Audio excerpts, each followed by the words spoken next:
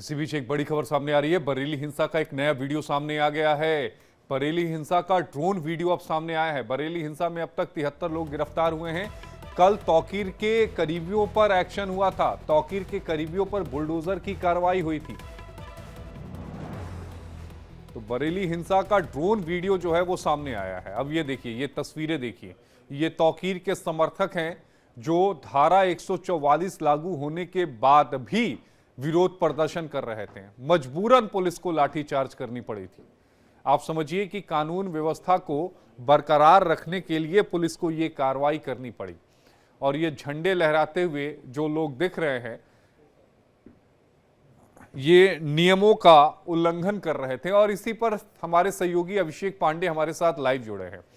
अभिषेक, अगर इस पूरे मामले को गौर से देखा जाए तो all India Muslim personal law board भी अब इसमें कूद पड़ा है। उसने तौकीर का समर्थन कर दिया। तो मान के चलें कि अब इस पूरे मुद्दे को एक धार्मिक रंग देने की कोशिश की जा रही है और तौकीर रजा, जिसने 144 लागू होने के बाद भी वहां पर लोगों को प्रदर्शन में शामिल होने के लिए कहा, उसे बचाने की कोशिश की जा रही है। लेकिन ये तस्वीरें पहले आपको दिखा दे, उसके बाद अभिषेक पांडे के पास जाएंगे, क्योंकि ये ड्रोन शॉट्स हैं, ये एक्सक्लूसिव शॉट्स हैं इंडिया डेली के पास। अब देखिए, टॉप एंगल से इस शॉट्स को देखिए कि बड़ी तादाद में जो भीड़ थी वो आ गई थी। पुलिस समझाने की कोशिश कर रही थी कि आगे मत जाओ मत जाओ, लेकिन ये मानने को तैयार नहीं थे। तो तौकीर रजा के करीबियों पर बुलडोजर की भी कार्रवाई हो रही है। तौकीर को भी गिरफ्तार किया गया। लेकिन ये तस्वीरें बता रही हैं कि ये पूरी तरीके से सुनियोजित तरीके से ये लोग यहां पर पहुंचे थे। तौकीर को लेकर कहने के बाद ये सारी भीड़ जुटी थी। और इसी पर बातचीत करने के लिए हमारे साथ हमारे सहयोगी अभिषेक जुड़े हैं, ब्यूरो चीफ हैं लखनऊ के। अभिषेक, इस पूरे मुद्दे को अब एक धार्मिक रंग देने की कोशिश की जा रही है। All India Muslim personal law board भी कूद गया। तौकीर रजा जो आरोपी है उसको पीड़ित बताने की कोशिश की जा रही है। चाहे इमरान मसूद की बात कर लीजिए, चाहे सपा की बात कर लीजिए। देखिए, जिस प्रवक्ता ने all India Muslim personal law board के जिस प्रवक्ता ने बयान दिया है, संभवतः उनको ये नहीं पता रहा होगा कि इसी पर्सनल लॉ बोर्ड के जो सीनियर मेंबर्स हैं, जो सीनियर पदाधिकारी हैं, मौलाना खालिद रशीद, उन्होंने कहा था कि आई लव जो कैंपेन आई लव मोहम्मद, इससे किसी को नुकसान अगर हो रहा है, किसी को तकलीफ हो रही है तो नहीं करना चाहिए। यानी आप समझिए, पर्सनल लॉ बोर्ड में भी दो मत हैं, दो तरीके की बातें हो रही हैं। जो सीनियर जो धार्मिक नेता हैं वो कह रहे हैं कि हमारा मजहब भी ऐसा कोई काम करने के लिए हमको इजाज़त नहीं देता कि जिससे दूसरे को तकलीफ हो। अगर आई लव मोहम्मद है, प्यार करते हैं आप मोहम्मद से, तो आपके दिल में होना चाहिए। लेकिन सड़कों पे उतर करके उपद्रव करना ये कहीं से भी जायज़ नहीं है।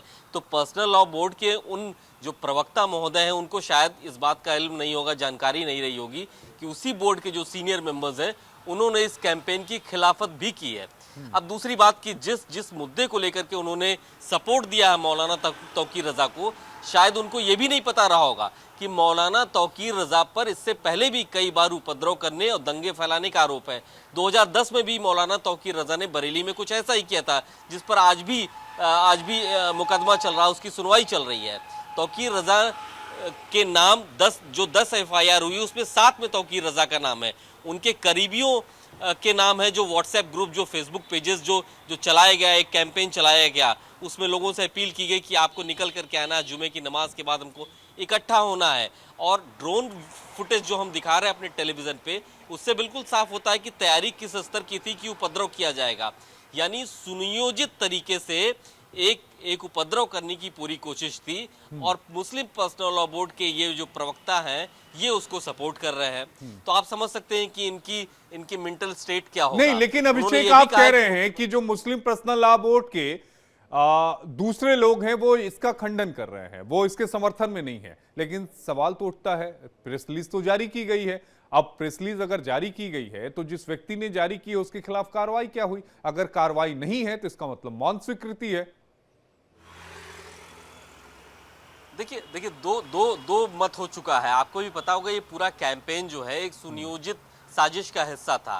तो ऐसे में कम्युनिटी के अंदर भी दो मत हो चुका। बहुत सारे मौलाना इसका खंडन कर रहे हैं, विरोध कर रहे हैं कि ये नहीं होना चाहिए था, ये गलत है तरीका। ये मोहम्मद हम लोगों के लिए बहुत प्यारे हैं और उनको इस तरीके से सड़कों पे उनके नाम के बैनर्स लेके उतरना सही नहीं था। मुस्लिम पर्सनल लॉ बोर्ड में भी आवाज उठ चुकी है कि ये नहीं होना चाहिए था। और ऐसे में अगर पर्सनल लॉ बोर्ड की तरफ से ये प्रेस स्टेटमेंट आया है तो इसको बताना होगा कि अध्यक्ष क्या सोचते हैं, इसके जो और मेंबर हैं वो क्या सोचते हैं, उनकी क्या राय है। जाहिर तौर पर इसमें डिफरेंसेस ऑफ ओपिनियन हो सकता है कि आप ऐसे आरोपी को बैक कर रहे हैं जो पहले से ही दंगे का आरोपी है, कई तरीके के उस पर मुकदमे चल रहे हैं, कई मामले हैं उनके खिलाफ। तो ऐसे में ऐसे आरोपी को ऐसे प्रीमियम इंस्टीट्यूट, मुस्लिम पर्सनल लॉ बोर्ड इस देश में अल्पसंख्यकों का एक प्रीमियम इंस्टीट्यूट है, उसकी तरफ से बैक करना, उसको सपोर्ट करना, ये इसमें कितनी सच्चाई है पर्सनल लॉ बोर्ड को सामने आकर के बताना चाहिए कि कितने लोग हैं पर्सनल लॉ बोर्ड के जो तौकीर रजा का समर्थन करते हैं और कितने लोग हैं जो इसकी खिलाफत करते हैं। अभिषेक, एक सवाल यह भी उठ रहा है कि जो बरेली हिंसा हुई है उसका अब पश्चिम बंगाल से और बिहार से भी कनेक्शन निकलकर सामने आ रहा है। वो क्या है, जांच में क्या कुछ निकलकर सामने आ रहा है, जरा समझाइए तो। देखिए, जो एसआईटी बनाई गई थी, डीआईजी अजय साहनी ने एक एसआईटी बनाई थी इस घटना के बाद से, उसने बहुत सारे तथ्य देखे, बहुत सारे फेसबुक पेजेस देखे, व्हाट्सएप ग्रुप्स देखे, जो लोग गिरफ्तार हुए उनसे बातचीत की गई, तो ये बात सामने आई है। इसको हम लोग चर्चा का विषय पहले भी बना चुके हैं कि लगभग 40,000 लोगों को इकट्ठा करने की प्लानिंग थी। उससे जुड़े हुए आप सोचिए कि जिस इलाके में 400 के करीब मस्जिदें हैं और हर मस्जिद में 100-200 लोगों को बाहर से पहले से ला करके रखने की पूरी प्लानिंग थी, बाहर एक साथ निकलने की प्लानिंग थी। तो इसमें बहुत सारे ऐसे लोग हैं जो आसपास के ज़िलों से, कुछ तो आसपास के प्रदेशों से भी निकल करके आ रहे हैं, जो बरेली से ताल्लुक भी नहीं रखते हैं, वहाँ तक उनसे बातचीत की गई है। यानी एक बड़े स्तर पर एक ऐसे मैसेज को फैला करके वहाँ उपद्रव करने की कोशिश थी जिससे शांति भंग हो। और इसके जो तार हैं न सिर्फ बरेली में बल्कि उत्तर प्रदेश के बाहर कोलकाता तक जाते हुए दिखाई दे रहे हैं। जाहिर तौर पर जिन जिन संगठनों के तार यहाँ तक पहुँच रहे हैं बरेली तक, अब उन तक भी जांच होगी, उनसे भी पूछताछ की जाएगी, क्योंकि मुख्यमंत्री योगी आदित्यनाथ यहाँ पर रुकने वाले नहीं हैं। इस तरीके की किसी भी घटना पर कठोरतम कार्रवाई करने की बात पहले ही वो कह चुके हैं। और ऐसे में आप देखिए, कल भी 19 लोग गिरफ्तार हुए हैं। एक जो फैजान है उसका कल एनकाउंटर हुआ, वो पुलिस पार्टी पर उसने फायरिंग की।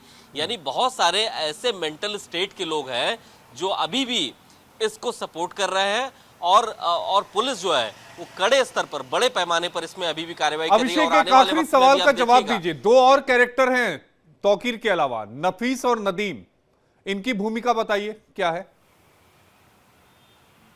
देखिए, जो मौलाना तौकीर है वो तो हाउस अरेस्ट थे, वो तो विक्टिम बन रहे हैं कि मैं तो हाउस अरेस्ट था, मुझे तो रोक के नहीं, रखा वीडियो गया था। संदेश तो अगर उसी मैं ने वहां दिया बाहर ना, होता तो शायद वीडियो संदेश तो तौकीर नहीं दिया।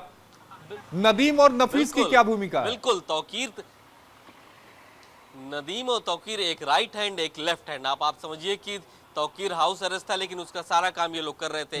इनफैक्ट जितने और करीबी हैं तौकीर के, जिनके खिलाफ कार्रवाई हो रही है, एक का बारात घर सील कर दिया गया, एक मोहसिन की दीवार गिरा दी गई जो कि उनके रिश्ते में दामाद लगते हैं, एक और उनके करीबी हैं, उनके कॉम्प्लेक्स को सील कर दिया गया। और ये सब अवैध पूरा काला कारोबार चल रहा था यहाँ पे। तो आप समझिए कि अब जब इन्होंने उपद्रव किया है, एक बड़ी हिंसा की प्लानिंग की, उसके बाद से अब सबकी परतें खुल रही हैं, सबकी क्राइम कुंडली खोली जा रही है और सभी आने वाले वक्त में कहीं ना कहीं जिन्होंने जितना नुकसान किया, जितना उपद्रव किया है, उसको उतनी भरपाई करनी। बहुत शुक्रिया आपका अभिषेक, जुड़ने के लिए। अभिषेक हमारे सहयोगी हमारे साथ लखनऊ से जुड़े थे, जो पूरी खबर पर विस्तार से जानकारी देते हैं।